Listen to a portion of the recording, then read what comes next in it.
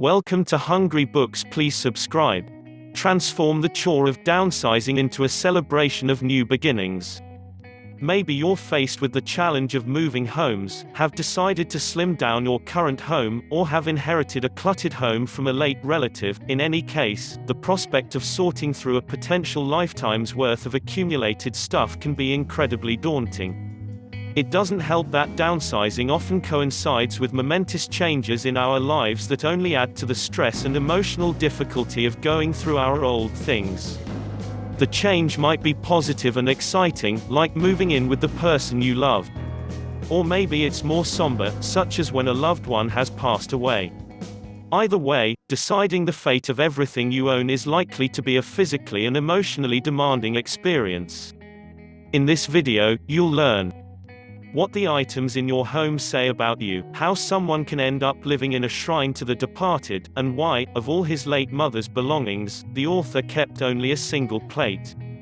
The possessions we accumulate throughout our lives can become a burden. As we move through different stages in life's journey, we pick up a few material hitchhikers along the way. These include the clothes we wear, the devices we use, the furniture we decorate our homes with, and all the other things, big and small, that come into our possession over the years. Collectively, the great cargo of items that we accumulate and carry with us through life constitutes our material convoy. This convoy tends to grow as we get older, usually peaking around middle age. Many of the objects in our material convoy are well used and well loved. In fact, we often exhibit absurd loyalty to things that may seem worthless to other people. The author once spent more time trying to convince someone to part with an old t-shirt than surgeons often spend convincing patients to part with an organ. Much of what makes up this convoy, however, isn't loved and isn't used. This is the clutter that piles up in our closets, attics, and under the sink. Clutter is that excess stuff in our homes that seems to grow of its own accord, and in the case of what's under the sink, probably actually does. Everyone carries some clutter through their lives. But for many people, clutter is all they carry. These are the people desperately in need of a downsize. That's because clutter is more than just a nuisance, it's a hindrance to your success. Clutter can prevent doors from opening, and not just the literal doors in your home, but the figurative ones in your life too. Stuff tends to anchor you in place. This prevents you from jumping at opportunities when they come your way, like a job offer in a different city. In one US study, 78% of people around the age of 60 reported feeling reluctant to move homes because of all the stuff they owned. It can also be very expensive to own a large material convoy. The cost of keeping your belongings in storage, or of shipping them across the country, can often exceed the value of the belongings themselves. The author worked with one family that was still paying rent on a unit 20 years after putting a deceased grandmother's things in storage. All that excess baggage you're lugging through life isn't doing you any good. The time you spend moving, arranging, cleaning, and fixing stuff could be better allotted to building loving relationships and having meaningful experiences. That's why, instead of allowing things to pile up on top of you, you need to learn to let them go. We struggle with scaling back our possessions because it evokes uncomfortable emotions and tough life questions. Scaling back is a challenge for many of us. Some people can't let go of old magazines or out-of-date medication, others who aren't prone to hoarding can still be reluctant to downsize. That's because examining our old belongings can be an emotionally uncomfortable experience. Our old stuff can trigger some very deep emotions and memories. All our possessions carry traces of the past. In our minds, objects become inextricably tied to the times and places where they were used, as well as to the people they were used with. These objects can cause us to fall into a reverie, and sometimes even deep existential discomfort, which can derail the downsizing process. It's difficult to go through boxes of memorabilia and not reflect on how a significant portion of your life has passed. Imagine stumbling upon an old high school jacket in your closet. It might make you feel old, inspire a sense of loss for your past self, or maybe even produce some guilt for having turned out differently than you expected. Our old belongings also force us to confront the difficult questions we ordinarily avoid, such as, how much have we really achieved in life, and, how are we going to spend the rest of our days? Many of the objects in a home represent forgotten hobbies and failed ambitions. For instance, welding equipment in the garage now only serves to remind you how your ambition to become a sculptor went nowhere. But, your belongings are not the source of your pain, they're merely the trigger. Simply getting rid of the trigger isn't going to resolve the underlying problems. It's essential that you do face your fears, regrets, and anxieties if you're going to come to terms with them. Downsizing is an ideal occasion to do some self-searching and let go of the emotional baggage that you carry around. That's why you should reframe the emotionally turbulent aspect of downsizing as a positive and rejuvenating experience. It's an opportunity to celebrate your life and your achievements, come to terms with painful memories, let go of ambitions that aren't relevant anymore, and look forward to the relationships and experiences you're going to have in the future. Downsizing can help you clarify who you are and who you want to be. Buried beneath all that clutter is a better you. Human beings often express their identities through material objects. In a sense, belongings are an extension of the self, who we were in the past, who we are now, and who we want to be in the future. But this is a two-way street. Not only do we express ourselves through our belongings, but our belongings keep us attached to certain identities, often to ones that don't quite fit us anymore and prevent us from moving on with our lives. Ideally, you should only surround yourself with objects that serve your current identity. That means they should make you feel proud, uphold the image you have of yourself, and empower you to become the person you want to be. Any object that causes you emotional pain or inhibits who you want to be should be dispensed with. So, the mementos that you choose to keep and display should be the things that represent the very best moments and achievements in your past, like the weathered neckerchief you wore as a scout. You don't need a perfect record of everything that's happened, just the highlights. And, regarding the objects that represent your ambitions, you should only keep the ones that push you in the direction you want to go, that is, the equipment you really intend to use or books you genuinely want to read. By cutting away all the objects that don't serve you anymore, you can be more intentional about the identity you express and get closer to the person you want to be.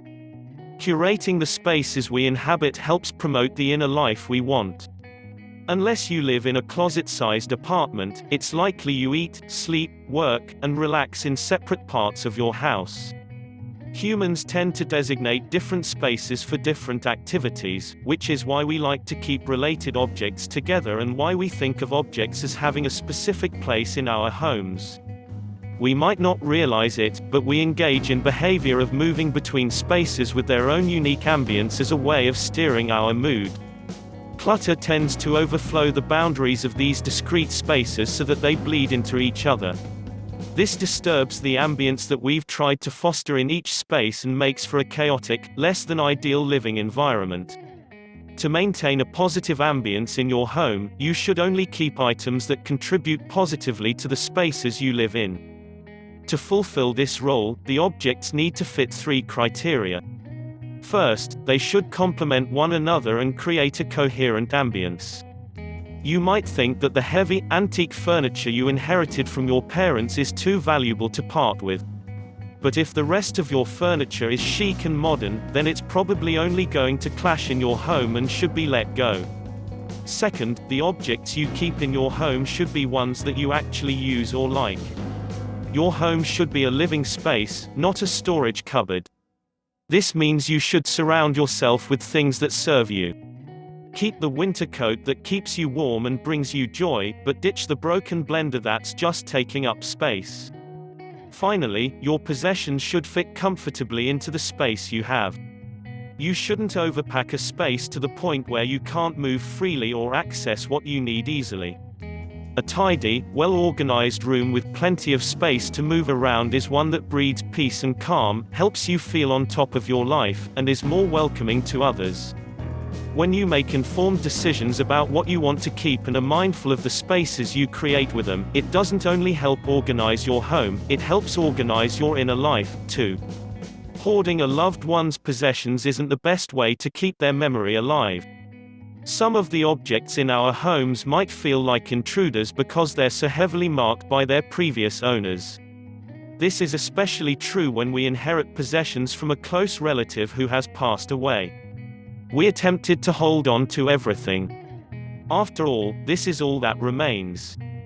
To throw stuff away can strike us as callous, as though we don't care. Wouldn't it be insulting to throw away Granddad's collection of commemorative beer cans that he spent years collecting? But, if we're not careful, these inherited items can suffocate our own identities and keep us from moving forward. A home should be a living, breathing space, not a shrine to the departed. Individuals often have contrasting values and expect different things from the downsizing process. One sibling might want to preserve the family home, while another wants to liquidate everything and share the proceeds. When done poorly, downsizing can augment pre-existing tensions between loved ones or irreparably damage relationships. At its worst, it can deteriorate into a free-for-all where parties don't communicate, feelings get hurt, and valuables get distributed unfairly. To avoid lamentable outcomes like this, it's essential to communicate frequently and sincerely. It can be helpful to set up some ground rules that everyone agrees are fair, such as receiving consent from every party before making big decisions like selling items or hiring outside help. And, of course, sometimes it's necessary to make compromises. When the author's siblings began fighting over who would get to keep their father's war medals, the author came up with a very creative solution. He ordered identical copies of all the medals and gave a set to each sibling. When done well, the downsizing process can actually resolve tensions and bring loved ones closer together. All those elements that stir trouble, the togetherness, the emotions, and the displays of diverse personalities, can also be the source of great intimacy, unity, and healing. Downsizing is an opportunity to get to know your loved ones on a deeper level. Together, you can explore the emotions that objects evoke, reminisce about the good old days, and support each other through trying times. The key message in this video: most of us own more stuff than we need or use. The process of downsizing, when done right, can help us to move on with our lives, improve the ambience in our homes, and preserve the memory of loved ones. When making decisions about what to keep and what to get rid of, we should be mindful of three elements: who we want to be, how we want to live, and what we want to remember. Actionable advice. Take photographs of objects to serve as memories. We often want to keep hold of objects that serve as anchors for special memories. Why not take photos of those objects to serve as memories instead? Photos take up a lot less space, and they can be stored digitally and uploaded online. It's also possible to write anecdotes about the object on the back of a photograph or into a document that's stored online.